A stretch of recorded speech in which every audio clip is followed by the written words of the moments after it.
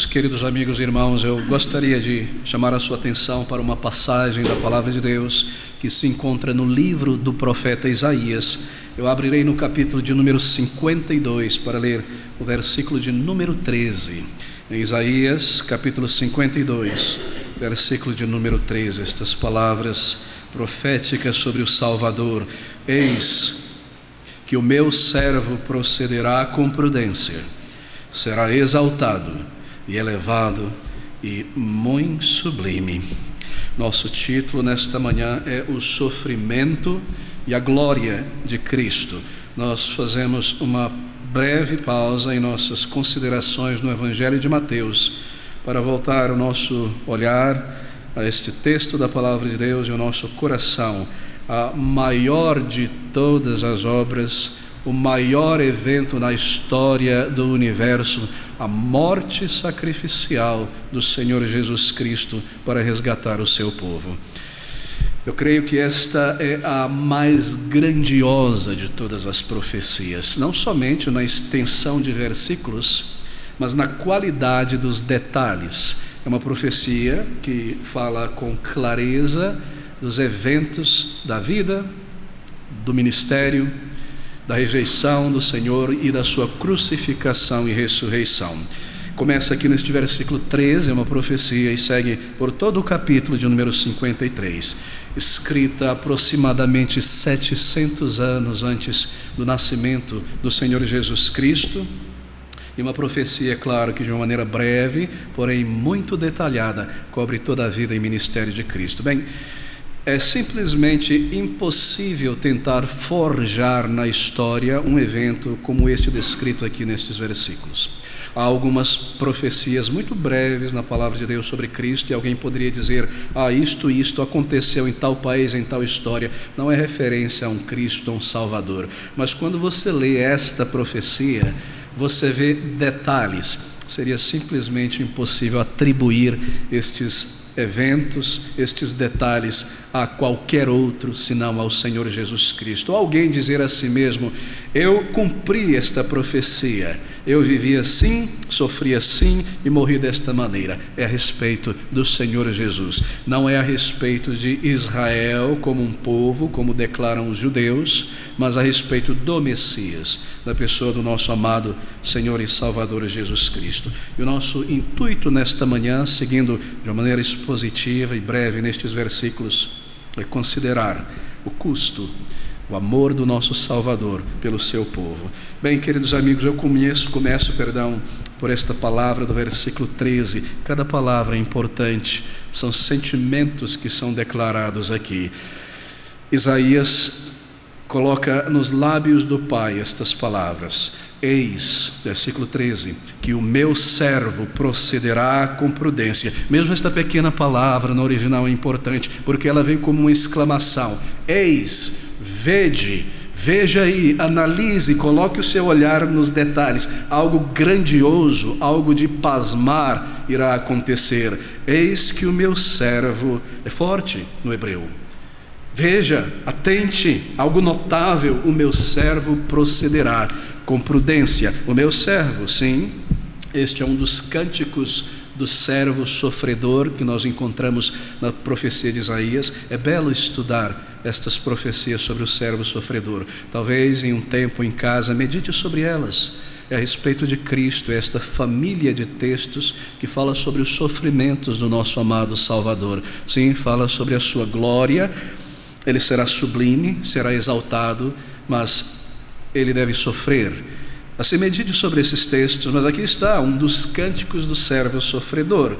Sim, servo não do Pai em um sentido de divindade, porque sendo igual ao Pai em essência e em divindade, ele é Deus também, mas servo para servir o seu povo, aqueles por quem ele veio morrer e resgatar. Servir, viver em meu lugar uma vida perfeita diante do Pai, diante da exigência da lei do Pai. Servir, andar em verdade, em retidão de caráter diante do Senhor. A vida que nós deveríamos viver é sofrer a morte punitiva por nossos pecados. Ele veio para servir. Assim, vede, o meu servo procederá com prudência. Prudência, ele será circunspecto.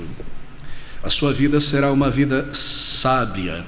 E tudo o que ele fez em seu proceder, mesmo as suas palavras, não houve qualquer contingência ou acidente. A sua vida foi perfeita. Foi uma vida, a ideia no original é esta: circunspecta, sábia, prudente. Tudo o que ele fez, tudo o que ele falou foi necessário dentro do grande plano de Deus, Pai, Filho e Espírito Santo, para resgatar o seu povo. Não houve absolutamente nada contingencial. Ele andou, falou e viveu de acordo com um plano pré-determinado. Assim ele procedeu com prudência, uma vida perfeita em nosso lugar, perfeita diante dos olhos do Pai. Então estas 3 palavras muito elevadas a respeito dele: eis que o meu servo procederá com prudência, será exaltado e elevado e muito sublime. Bem, ele será exaltado pelo Pai. Este é meu filho amado, em quem me comprazo. Uma voz vinda do céu diante dos demais discípulos para exaltar o Filho.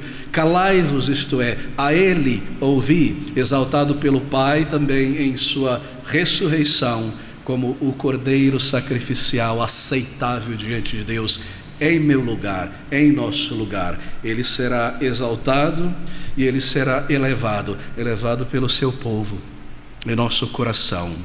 Aquele homem de dores e desprezado por todos será estimado grandemente no coração daqueles que receberam o Senhor pelo Espírito. Ele será muito elevado. E como nós o amamos, e como nós nos maravilhamos do Senhor Jesus Cristo em nosso coração, ao pensarmos sobre a sua vida e a sua obra, e o que Ele fez de uma maneira particular, com o nosso nome em seu coração naquela cruz, nós o elevamos em estima. E as suas palavras são maravilhosas ao nosso coração. Eis que o meu servo procederá com prudência, será exaltado pelo Pai, elevado pelo seu povo, e muito sublime, isto é, como resultado de tudo aquilo que ele fez em toda a história da humanidade e entre os anjos, o sublime nome do Senhor Jesus Cristo, o nome que é acima de todo título, de todo nome, o Salvador. Então o versículo 14 ele prossegue, e aqui inicia-se, queridos amigos, o horror, o espetáculo horrível. Como pasmaram muitos à vista dele, pois o seu parecer estava tão desfigurado, mais do que outro qualquer, e a sua figura mais do que a dos outros filhos dos homens.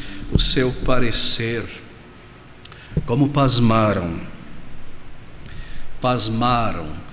boquiabertos é a ideia, chocados, parados sem fala, em temor, perturbados num sentido de comoção, como pasmaram muitos à vista dele, ao compreenderem o que Deus fez, isto é, ao entenderem que ele era o Filho do Deus vivo, e que o Pai decidiu colocar sobre ele a nossa vergonha, a nossa punição. Como pasmaram ao compreender que aquilo que ele experimentou naquela cruz foi o resultado de um plano pré-determinado e que o seu próprio Pai o entregou. Como pasmaram vendo estas coisas, que Deus tenha vindo a este mundo, que o eterno Criador tenha entrado no tempo e no espaço e tomado um corpo, uma natureza humana. É de pasmar, é de se maravilhar, que ele tenha, sendo Deus, sido maltratado desta maneira pelas suas criaturas. Aqueles que ele criou, que deveriam receber, que foram informados e anunciados de sua vinda, o desprezaram, e não havia qualquer recebimento, isto é, qualquer tapete vermelho, assim por dizer, de louvores e adoração para o receber. Que o doador da vida fosse executado, que o grande médico enfermasse naquela cruz, e que o juiz, que seria o juiz de toda a terra, fosse assim julgado e condenado e executado. Como pasmaram muitos à vista dele. É chocante. Muitos pasmaram quando entenderam ali o que aconteceu. Nós lemos sobre os soldados romanos. Este homem verdadeiramente era o Filho de Deus, e aqueles que ouviram as suas palavras, e compreenderam o seu sofrimento. Como pasmaram muitos à vista dele, pois o seu parecer estava tão desfigurado. A aparência do Senhor Jesus Cristo na cruz te causaria horror, terror. Como estava tão desfigurado, mais do que de outro qualquer, você entende? A figura de um ser humano é bem conhecida, nós sabemos os traços do rosto e do corpo dele, mas esta figura estava deformada e pouco se reconhecia ali o semblante de um ser humano. Tantos hematomas, surrado, esbofeteado, esmurrado naquela reunião com aqueles líderes, naquela cruz, no sol escaldante. Quão desfigurado estava o nosso Salvador, você não o reconheceria. Era um espetáculo horrendo. Ninguém poderia olhar e reconhecer com toda clareza os traços de um homem, como ele foi maltratado, como pasmaram muitos à vista dele. Pois o seu parecer estava tão desfigurado, mais do que o de outro qualquer, e a sua figura mais do que a dos outros filhos dos homens. Ninguém sofreu como o Senhor Jesus Cristo. Ninguém foi maltratado como o Salvador. Claro, eu posso dizer que alguém na história, você se recorda, recebeu sofrimentos absurdos por muitas horas e dias, e coisas dessa natureza, mas lembre-se, este sofrimento, esta desfiguração não foi apenas em seu corpo, ele levou em sua alma o meu pecado e a punição. Era a agonia do seu coração e da sua alma que transparecia também em seu olhar, em seu rosto. Como pasmaram muitos à vista dele, pois o seu parecer estava tão desfigurado, mais do que o de outro qualquer, a sua figura mais do que a dos outros filhos dos homens. Assim, isto é, por causa disto, porque ele fez isto, experimentou estas dores, por causa do versículo 14, borrifará muitas nações, e os reis fecharão as suas bocas por causa dele, porque aquilo que não lhes foi anunciado verão, e aquilo que eles não ouviram entenderão. Ele borrifará muitas nações. Isaías usa a linguagem dos sacrifícios no templo, do sacrifício cerimonial contínuo. Ele borrifará, e borrifar se refere a lavar ou purificar cerimonialmente alguém. Limpeza, a sua morte, o seu sangue vertido para limpar a mancha do pecado. Ele estava cumprindo o propósito da Trindade Santa, de nos reconciliar com Deus Santo, e para fazer isso, ele precisou intervir em nossos pecados, e nos lavar e nos purificar para nos introduzir à presença do Pai e nos unir a Ele como filhos amados. Assim borrifará muitas nações,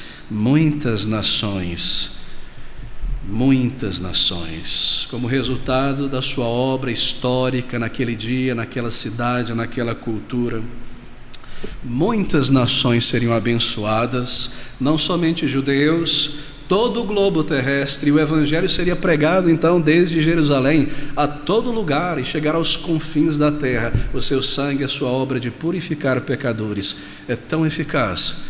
Ela cobre todo o mundo, todo o globo. O seu evangelho chegaria até mesmo a nós nesse país. E aqui estamos nós, se nós confiamos no Salvador, se nós o conhecemos pelo arrependimento e fé, borrifados, lavados e purificados nos méritos do Senhor Jesus Cristo. É maravilhoso, queridos amigos. O seu sangue ultrapassa o tempo.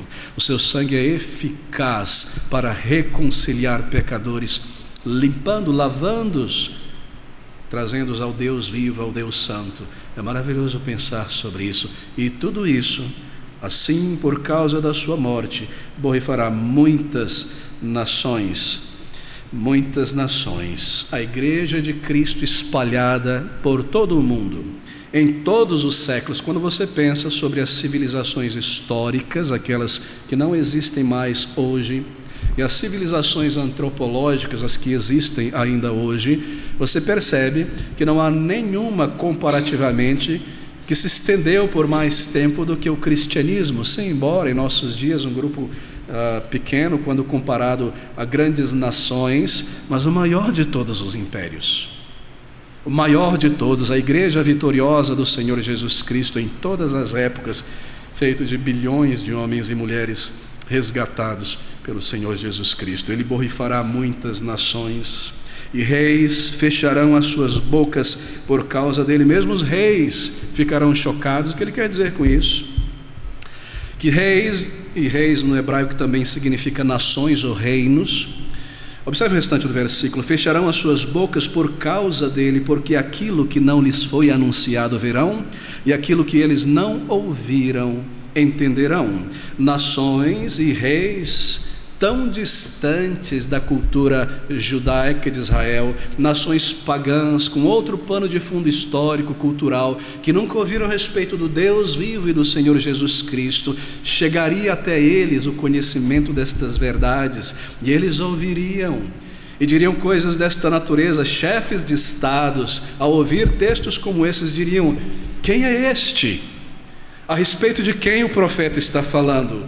É sobre si mesmo ou é sobre outros?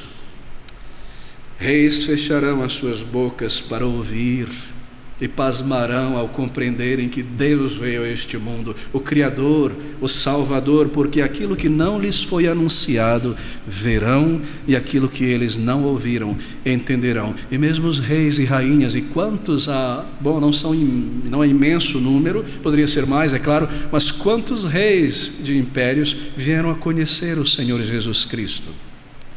E a influência da fé destes homens, a fé evangélica, conversão, sobre suas nações, os seus reinados, é notório no Ocidente e no Oriente, e na África, é claro. Assim, reis pasmarão e fecharão as suas bocas por causa dele. Aquilo que não lhes foi anunciado verão, aquilo que eles não ouviram entenderão. Então nós chegamos a este capítulo, versículo 1 do capítulo 53. Quem deu crédito à nossa pregação? Você vê, Isaías está falando como eu e você falamos. Quem acreditaria nisso? Ele está dizendo. Quem creu numa história dessa? Quem deu crédito à nossa pregação? Quem acreditaria numa mensagem como essa?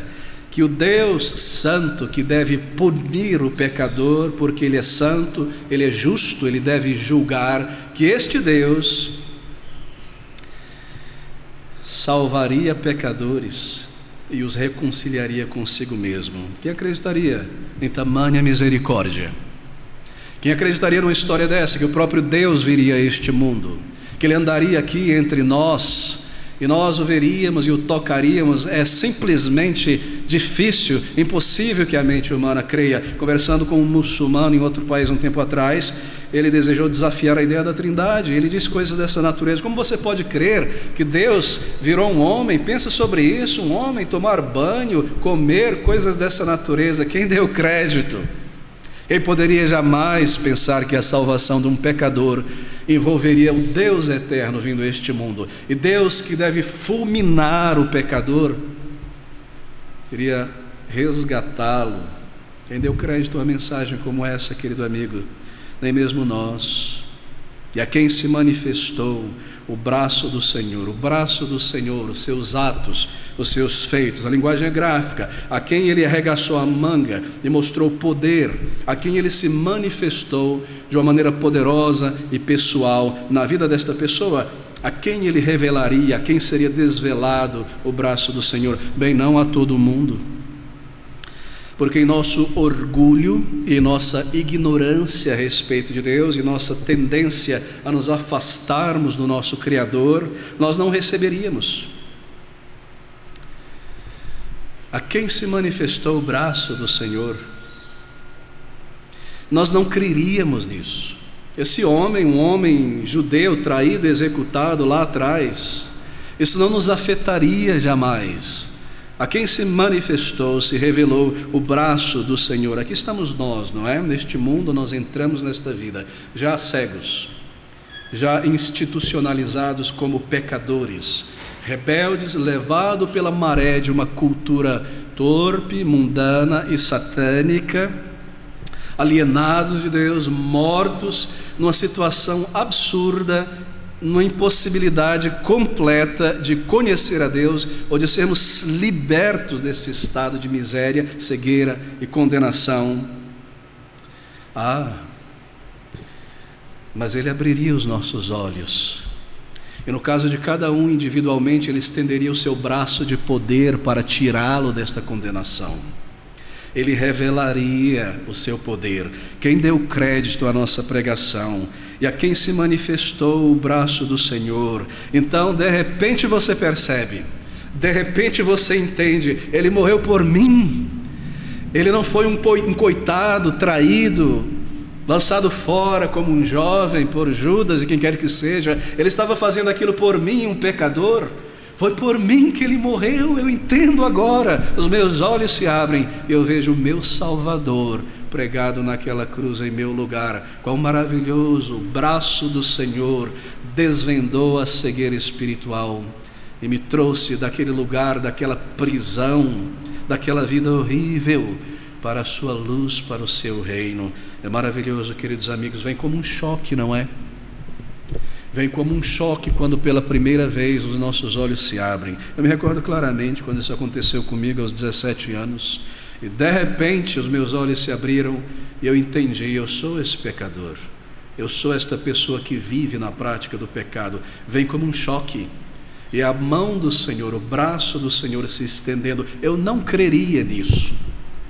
Eu entendia que eu era uma pessoa imperfeita, havia pecados em mim, mas eu era um filho de Deus, eu nasci num lar cristão, eu estava na igreja toda a minha vida, até que de repente um choque, o braço do Senhor a me tirar daquela escuridão. É maravilhoso pensar sobre isso. E desvelou o seu poder, e se dirigiu com misericórdia a mim neste mundo entre bilhões de pessoas e revelou a sua graça e o seu favor. Mas antes de nós vermos a nossa necessidade de perdão, de salvação, de um Salvador, Cristo não é nada para nós, senão um grande exemplo de como viver uma vida honesta neste mundo. Quem deu crédito a estas coisas? Mas o braço do Senhor se revelou a nós. E no versículo 2, eu devo correr, porque foi subindo como renovo perante Ele, e como raiz de uma terra seca, não tinha beleza nem formosura, e olhando nós para Ele, não havia boa aparência nele, para que o desejássemos. Foi subindo como um renovo, verdadeiramente um homem, verdadeira humanidade, não era um fantasma, não foi um anjo que foi colocado na cruz, Ele nasceu ali, verdadeiramente um homem como nós, não um super-herói, não um semideus, mas um homem no corpo, com todas as fraquezas humanas, todas as vulnerabilidades humanas, e assim Ele se colocará e passará por todas as circunstâncias em seu crescimento, infância, adolescência, juventude e vida adulta, que um ser humano passa para demonstrar, viver uma vida perfeita diante do Pai, para ser o nosso reconciliador, porque foi subindo como renovo perante Ele, como raiz de uma terra seca. Uma terra seca, este é o ambiente em que Ele crescerá, um ambiente miserável, infeliz, de descrença, de ateísmo, de fariseus e escribas dominando a consciência e as almas das pessoas, em uma religião morta até então, morta por eles. Ele cresceria num lugar como este, em um ambiente como este, em uma nação que esperava por um Messias político.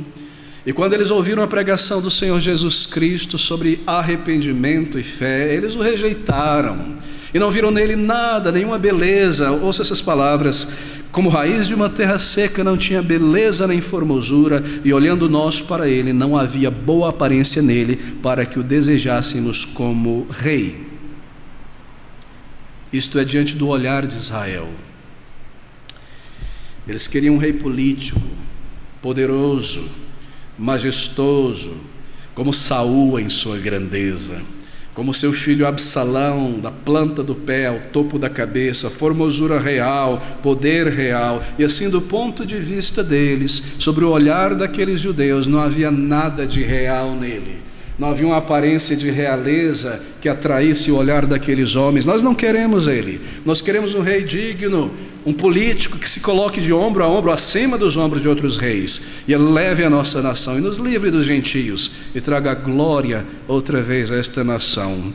Porque foi subindo como renovo perante ele, e como raiz de uma terra seca. Não é a raiz que é seca, é a terra, o ambiente. Não tinha beleza nem formosura, e olhando nós aos olhos de Israel para ele, não havia boa aparência nele, para que o desejássemos como nosso líder, como nosso rei, como nosso amado Messias e Salvador. Nada nele nos atraía. E ele andava de uma maneira simples, não é? Roupas simples, a pé, para cima e para baixo, um nazareno, com outros pescadores. O que havia de acadêmico, de glorioso, de intelectual naquela visão? Nada para os fariseus, nada para os escribas. Eles não podiam conceber qualquer elemento messiânico no Senhor Jesus, mas eles viram seus milagres e taparam seus olhos para as evidências da sua divindade, porque não via em sua pessoa física qualquer coisa que atraísse a cobiça por um rei terreno. Assim, estas palavras de Isaías pelo Espírito. Eles queriam prosperidade, queridos amigos. Eles não viam prosperidade em Jesus Cristo. Ele andava a pé. Ele poderia ter reivindicado do Pai carruagens. Para que andar por dias e semanas no sol quente, para cima e para baixo, suando, cansando, tendo sede? Ele não reivindicou nada disso. Mas aqueles judeus queriam um Messias da prosperidade. Eles queriam bem-estar físico, saúde, riqueza, o melhor desta terra, e o Messias que trouxesse tudo isso para ele. Por alguns momentos eles creram no Senhor Jesus Cristo como possivelmente o seu Messias, quando viram ele alimentar as pessoas, pães e peixes. Esse é o nosso Messias, esse é o Messias da prosperidade de Israel. Vamos tomá-lo à força e levá-lo a Jerusalém e coroá-lo ali. Mas ele se esquivou e saiu, não era a sua hora, ele não veio para isso. Você consegue compreender esta mensagem?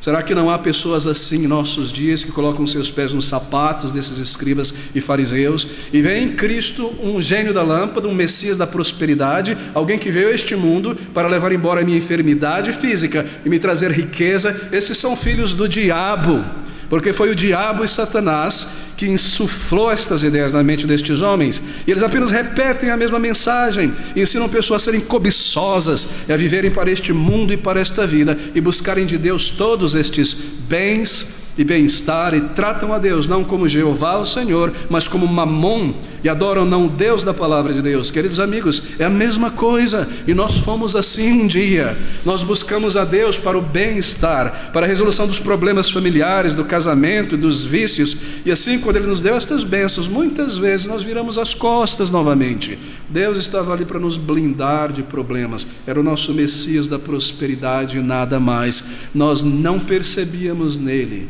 nós não compreendíamos que ele veio para sofrer, que ele veio para entregar a sua vida como um salvador, não para salvar este mundo que é um barco furado, não para melhorá-lo e melhorar a condição material humana, mas para trazer a vida eterna, uma vida com Deus e nos remir do nosso pecado e da nossa mancha. Nós não cremos, nós não entendemos até que o braço do Senhor dissipou o véu do materialismo que estava em nosso olhar, e nós vimos pela primeira vez a santidade de Deus, e os nossos pecados se manifestaram em nós, e a nossa consciência nos derrubou. Mas foi ali que Ele teve misericórdia de nós. Esse é o Salvador, esta é a obra do Senhor, e é narrado nesses detalhes tão preciosos ao nosso coração aqui. Eles queriam prosperidade, glória humana, e não viram nada no Senhor Jesus Cristo que os atraía.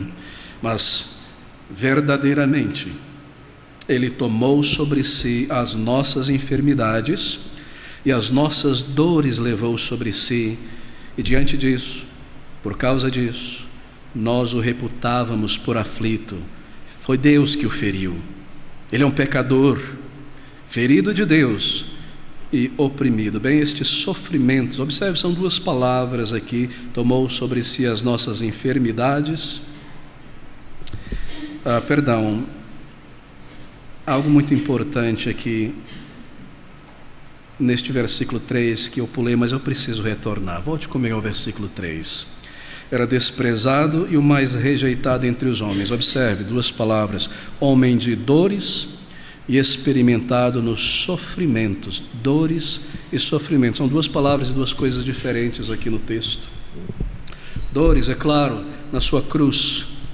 Aquelas cãibras horríveis penduradas na cruz.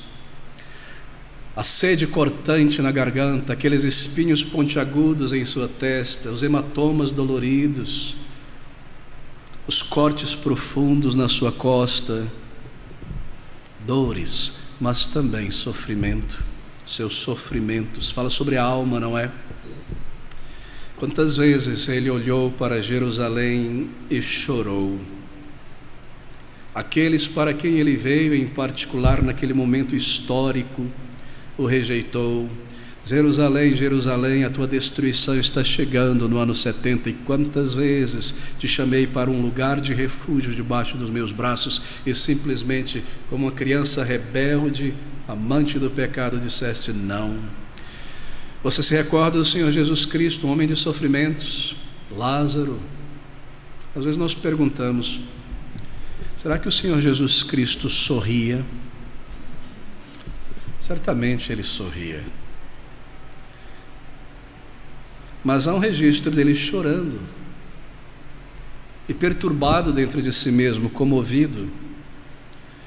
E Lázaro está morto. E a sua irmã vem e diz: ó Senhor, se o Senhor estivesse aqui algumas horas atrás, ele não teria morrido. E Jesus chorou. E é claro, o seu choro e sofrimento não foi apenas por Lázaro. Ele sabia que o ressuscitaria. Foi por causa da morte e do pecado, e o que o pecado trouxe entre os homens. Nós não fomos criados para morrer, queridos amigos. E embora nós morremos sendo separados de Deus espiritualmente, e a morte física vem, este elemento de não ser criado para morrer, ele permanece em nós. É por isso que a morte é algo detestável, é por isso que nós fugimos dela, é por isso que nós não queremos pensar nem cantar sobre ela.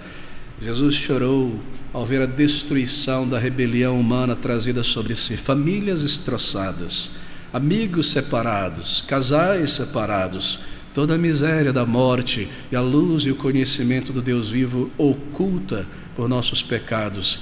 Assim Jesus se comoveu, suas dores e o nosso sofrimento ele levou sobre si, o seu próprio sofrimento por causa de nossos pecados. Então, versículo 4: verdadeiramente ele tomou sobre si as nossas enfermidades e as nossas dores levou sobre si, e nós o reputávamos por aflito, ferido de Deus e oprimido. Deixa-me fazer um pequeno comentário. Você percebe que é uma profecia sobre a sua vida neste mundo, o seu sofrimento em um determinado dia histórico fora das portas de Jerusalém.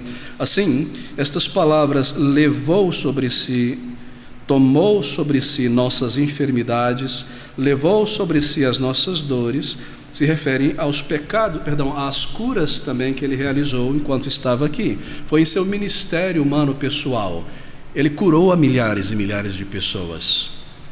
Mas naquela cruz do Calvário ele levou embora as nossas enfermidades. Assim é importante compreender isso. Eu não me delongaria aqui, já lidamos com este elemento que é defendido pelos neopentecostais sobre curas e milagres em nossos dias. Isso se refere à dor que ele levou, o sofrimento daqueles enfermos em sua vida neste mundo, suas curas, e se refere à nossa enfermidade, o pecado naquela cruz, levando sobre si a nossa morte, a nossa enfermidade espiritual para nos salvar. Mas voltando ao texto e ao sentido espiritual aqui, ele tomou, ele levou sobre si. Você percebe? Ele pegou estas coisas. Voluntariamente ele tomou e colocou sobre si. Agora observe mais o que esse versículo diz. Ele tomou sobre si, ele levou sobre si, e nós o reputávamos por aflito, ferido de Deus e oprimido. Aflito, ferido de Deus e oprimido. Foi Deus quem o ofereceu. Foi Deus quem o entregou. Quando nós olhávamos para ele como judeus, como incrédulos, vendo naquela cruz, nós o reputávamos como alguém que pecou grandemente contra Deus e Deus assim o puniu. Ele estava sofrendo porque ele era um pecador, um transgressor da lei cerimonial, da lei moral, da lei civil. Nós o considerávamos como um pecador, e por isso Deus o estava punindo. Mas veja, ele foi surrado, isto é, ele padeceu, ele enfermou, e nós o reputávamos por aflito, ferido de Deus e oprimido. Mas ele foi ferido por causa das nossas transgressões. Ferido, no original, é perfurado. Eu creio que se os tradutores tivessem deixado esta palavra perfurado, nos remeteria mais facilmente ao soldado naquela cruz, o perfurando com a lança, não é? Mas esta é a ideia, porque está falando exatamente sobre isso. Ele foi perfurado por causa das nossas transgressões. Isaías está narrando aqueles acontecimentos no Getsemane, no Calvário, no Gólgota, e moído por causa das nossas transgressões. Transgressões é um termo legal. Os nossos crimes contra a lei de Deus, todos eles, moído, não literalmente, mas expressa a profunda agonia, a dor. É difícil narrar isso, queridos amigos. Você já caiu e se esfolou, e a tua carne foi moída, esfolada. As costas do Senhor Jesus Cristo. Na biblioteca da universidade, muito tempo atrás, estudando história, encontrei a imagem de alguns ex-escravos no Brasil, fotos tiradas de suas costas. Quantas cicatrizes profundas, parecia uma coxa de costura. Pense sobre Salvador, moído, cortado. Pense sobre a sua alma, levando a minha vergonha em sua alma, oprimido por conta do peso da lei sobre a sua alma em meu lugar, moído, muito forte este termo, por nossas iniquidades. É interessante este termo. No hebraico poderia ser traduzido para o português também como perversões, porque a raiz é de algo torto, algo deformado. Ele foi moído por nossas iniquidades, algo torto. Veja, nós temos pecados que são atos e ações e pensamentos, mas nós também, queridos amigos, temos 1001 perversões dentro de nós, que nos levam a realizar e pensar coisas horríveis e absurdas que nós mesmos pasmamos. Você percebe a profundeza do amor de Cristo? Deus vê o coração. Ele busca a pureza no íntimo, diz Davi no Salmo 51, versículo 4. E Cristo deveria pagar pelos nossos atos, palavras, ações pecaminosas, mas por nossas 1001 perversões. Mas ele foi ferido, perfurado por causa das nossas transgressões, perversões, leia, torturas de caráter. Ele sofreu por todas estas coisas. E nós, diz a palavra do Senhor, o castigo, que nos traz a paz, a reconciliação estava sobre ele, e pelas suas pisaduras, seus açoites, isto é, fomos sarados. Ele sofreu todas estas coisas. A nossa cura veio pela sua enfermidade. A nossa cura veio pelo seu sofrimento. Oh, meus queridos amigos, se nós aplicarmos isso à nossa vida hoje, esse é o caminho da santificação. Como eu posso seguir pecando contra o meu Salvador? Pense, ele sofreu pelos meus pecados, mas eu nasci 2000 anos depois dele. Ele sofreu ali o peso cruciante de cruz pelas coisas que eu fiz antes da minha conversão e depois da minha conversão, que são contra a lei de Deus. Como eu poderia seguir pecando e continuar adicionando sofrimento à morte do Senhor Jesus Cristo, já que ele deveria pagar pelo pecado que eu irei cometer amanhã? Como eu posso seguir pecando e adicionar pecado e sofrimento ao meu Salvador? Pense desta maneira, queridos amigos. Pense desta maneira: quando nós pecamos, nós estamos adicionando mais um prego à cruz do nosso Salvador e o perfurando. Aqueles olhares de cobiça, aquele orgulho no coração, tudo aquilo que nos afasta de Deus, nos mancha, para que Ele nos reconciliasse com o Senhor. Ele estava levando, sofrendo, pagando por nossas perversões. Como eu posso seguir pecando e adicionando sofrimento ao meu amado Salvador? Pense desta maneira. Isso impulsiona o nosso amor por Cristo, a nossa reverência, o nosso desejo de agradá-lo em tudo, de fugir do pecado e de não guardar pecado algum dentro de nós. É a graça de Cristo, é a eficácia permanente do seu sangue que ainda hoje nos mantém diante de Deus e não somos lançados na condenação, ainda embora nós seguimos pecando, não como antes, é claro. Essa graça é o seu sangue precioso que permite que a minha oração de arrependimento hoje seja aceita e eu seja purificado de todo o meu pecado. Eu posso seguir pecando contra o meu Salvador e adicionando sofrimentos ao Senhor por nossas iniquidades, e por isso nós somos sarados, não somente perdoados, entenda? Não somente perdoados. Deixe-me ler este versículo novamente. Mas ele foi ferido por causa das nossas transgressões e moído por causa das nossas iniquidades. O castigo que nos traz a paz estava sobre ele, e pelas suas chagas, pisaduras, açoites, fomos sarados, não só perdoados, mas a regeneração, a cura de nosso caráter foi alcançado ali. Que ele enviaria o seu Espírito, e a tortura de um caráter voltado para este mundo, deformado pelo pecado, seria regenerado. Nós seríamos sarados, um novo coração, um novo pensar, um novo sentir, uma nova inclinação, não mais para este mundo, mas para o alto, um novo caráter, sarado da enfermidade do pecado que nos prostrava para servir o maligno neste mundo. Como aquela mulher prostrada, encurvada para a terra, para o chão, novo caráter. Quão maravilhosa é a vida cristã, quão maravilhoso é pensar sobre o que o Senhor Jesus, de antemão, preparou e veio cumprir neste mundo. Ele cumpriu todas as coisas, ele cumpriu toda a justiça, o amor do Salvador. E nós devemos correr agora, queridos amigos, versículo de número 6. Todos nós andávamos desgarrados como ovelhas desgarradas, cada um se desviava pelo seu próprio caminho, mas o Senhor fez cair sobre ele a iniquidade de todos nós. No original, desgarrados é afastar-se, claro. Nós nos afastamos de Deus, e veja, como ovelhas, iguaizinhos uns aos outros, como um monte de grão de arroz dentro de um saco. Nós achamos que somos muito originais, mas nós cometemos os mesmos pecados, temos as mesmas inclinações e cobiça de todos os homens há 3, 4 mil anos atrás, em qualquer outro país, no meio da selva, entre os ingleses, japoneses, chineses. Nós somos iguaizinhos, nós nos achamos grandes, superiores e originais, mas aqui estamos. Qual é o nosso nome? Pecadores.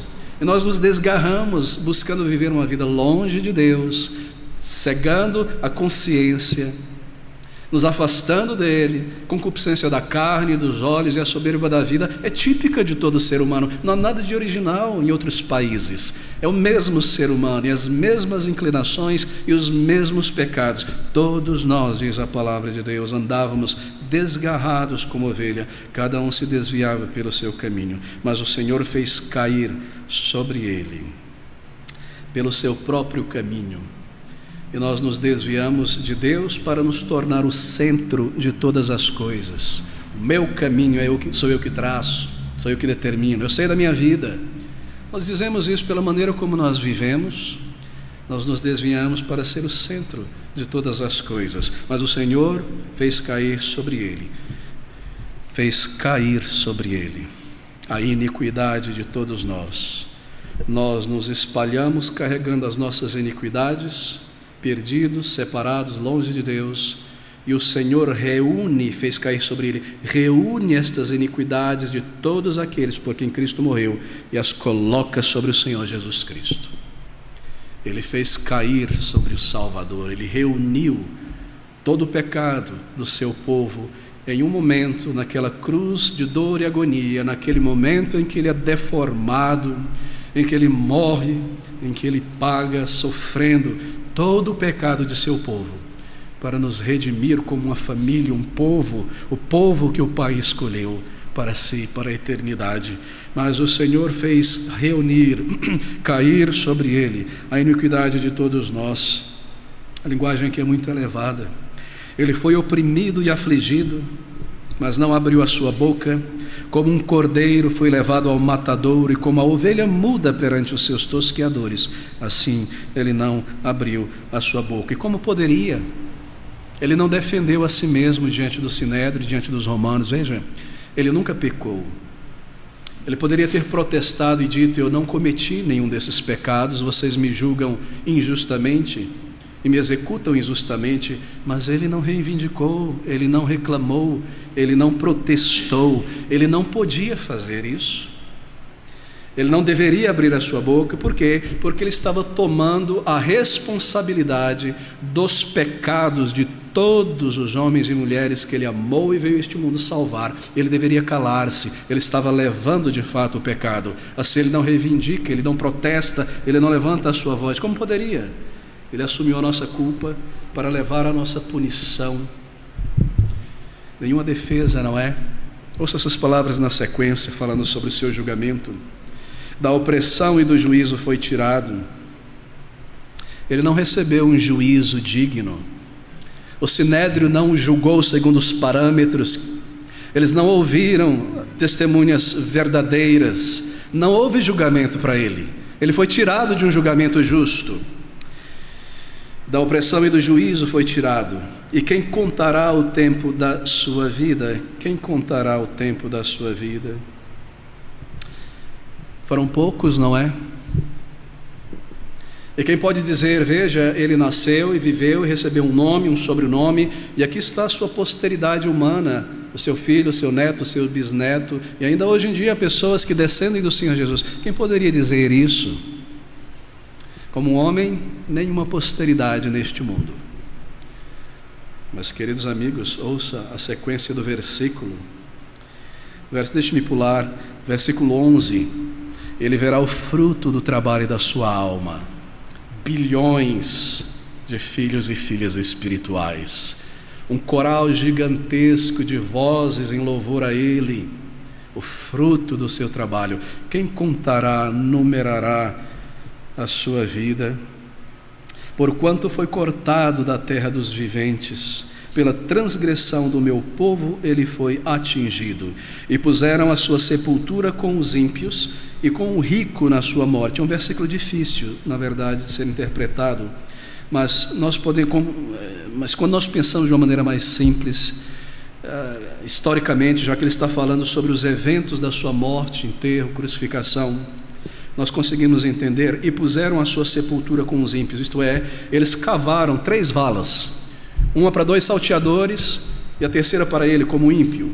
Uma vala comum, como um criminoso que não deveria ter uma lápide, um nome, em algum lugar, enterrado, em qualquer lugar. Eles haviam preparado uma vala para o Senhor Jesus. Puseram a sua sepultura com os ímpios e com o rico na sua morte. Mas ele não seria sepultado em uma vala comum. No momento em que ele fechou seus olhos e expirou a sua vida, o Senhor disse: basta de humilhação para o meu filho. Ele seria enterrado em um túmulo de um rico, José de Arimateia. Ele não seria mais envergonhado, seu corpo não seria coberto de terra e de vermes, ele seria colocado naquela cama de pedra, naquele túmulo. Foi sepultado com os ímpios, puseram, a sua sepultura com os ímpios e com o rico na sua morte, ainda que nunca cometeu injustiça, nem houve engano algum na sua boca, isto é. Todavia ao Senhor agradou moê-lo, fazendo-o enfermar.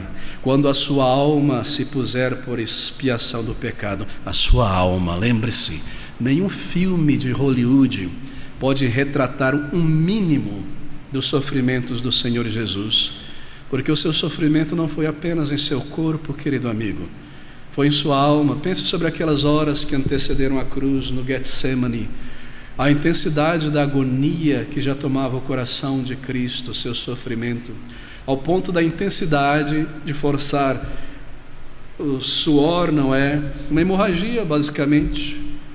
O sangue fluindo e se misturando com o suor, escorrendo em grandes gotas de sangue, sua alma, a sua alma espremida ali. Quando ele, diz o profeta, oferecer a sua alma, se puser por expiação do pecado, verá a sua posteridade, prolongará os seus dias, e o bom prazer do Senhor prosperará na sua mão. Ele trará um grande fruto, milhões de pessoas reconciliadas. Ele verá o fruto do trabalho, é claro que sim. Ele ressuscitará da morte e verá o fruto do trabalho, e ficará satisfeito com o seu conhecimento. Meu servo justo justificará muitos, porque as iniquidades deles levará sobre si. Por isso lhe darei a parte de muitos, e com os poderosos repartirá ele o despojo. Linguagem simbólica. Ele não será colocado em uma vala comum, ele será exaltado, mesmo como um homem, o seu nome será, ele receberá glória real, ele será adorado pelos séculos dos séculos e reverenciado. E com os poderosos repartirá ele o despojo, porquanto derramou a sua alma na morte e foi contado com os transgressores. Contado com os transgressores. 1 transgressor, 2 transgressor, 3 transgressor. Deus está te punindo. Fui eu que estava ali. O meu pecado, a minha miséria, a minha transgressão, e ele foi contado em meu lugar. Liberte Barrabás, um assassino, mate o justo. Fui eu que fui liberto, eu sou o Barrabás, e você também, o homicida, o criminoso, o culpado diante de Deus. Queridos amigos, isso deve quebrar, esmigalhar o nosso orgulho, e o nosso amor por Cristo ser elevado, o que Ele fez por mim há 2000 anos atrás, e que Ele vive hoje. Ele nos vê aqui como seu povo, Ele nos ama como filhos. Nós não somos um mero número no plano de salvação. Ele nos amou como pessoas que dantes conheceu, pessoalidade, cada um deles, e veio morrer por seus amigos. É maravilhoso, não é? Quanto nós devemos ao Salvador. Por isso lhe darei a parte de muitos, glória, majestade. Aqui está. A família de texto começa da glória do Messias, o Messias vitorioso. Por isso lhe darei a parte de muitos, com os poderosos repartirá ele o despojo. Porquanto derramou a sua alma na morte e foi contado com os transgressores, mas ele levou sobre si o pecado de muitos e intercedeu pelos transgressores. Como assim?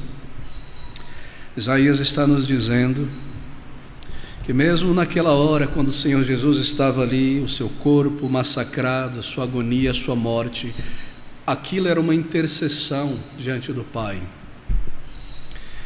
E ao subir ao céu, nos diz o apóstolo Paulo, ele intercede por pecadores. Como? Bem, nós não precisamos vê-lo orando ao Pai, porque ele está à destra do Pai. A intercessão dele é figurada nestas imagens. Ele intercede pelos pecadores, diante do Pai, estaticamente assim dizendo, pelas marcas do seu sofrimento. Ele continua carregando aquele corpo, ele continua intercedendo assim por pecadores, o seu sangue, a sua obra. E é por isso que o Pai nos preserva, por causa do amor e do sangue do Senhor Jesus. Irá salvar ainda muitos e muitos outros, queridos amigos. Ouça essas palavras. Mas ele levou sobre si o pecado de muitos, milhões e milhões, e intercedeu ali, mesmo ali. Pai, perdoa-os, não sabem o que fazem, pelos transgressores. Este é o amor do Senhor Jesus Cristo. E de uma maneira tão débil, nós tocamos na superfície. E como diz o cantor, aquele pastor Robert Murray McCheyne, um hino tão belo: até que termine os dias e o sol não exista mais e nós nos encontremos na glória eterna e a história tenha ficado para trás, somente então nós entenderemos a nossa dívida ao Senhor Jesus, o nosso amado Salvador, o nosso amado Redentor. Ame-o, querido amigo. Odeie o pecado, odeie aquilo que Deus odeia. Fuja do pecado com todo o terror. Como você poderia guardar e apreciar e acariciar o instrumento de morte do Salvador? Você não faria isso se alguém matasse o teu irmão a facadas, a facão. Você vê se alguém pegando esse facão e dizendo que coisa maravilhosa, você ficaria estarrecido? Como nós podemos contemplar o pecado e permanecer contemplando e mantê-lo em nós e acrescentar sofrimentos ao Senhor Jesus? Que amor tão grande, Que amor maravilhoso. Perdoe-me, queridos amigos. É difícil expressar um pecador a graça, a glória, a divindade, a perfeição, o amor do Senhor Jesus Cristo, narrado nestas palavras. Mas o Espírito de Deus aplica isso ao nosso coração, se nós recebemos pela fé. Que grande amor! Esse é o motor da nossa gratidão, esse é o motor do nosso serviço nesta tarde, no próximo domingo, ao longo de todos os dias. Gratidão ao Senhor Jesus. Amor verdadeiro por Ele, um profundo senso de dívida pelo nosso Salvador, o Cordeiro de Deus, que tira o pecado do mundo.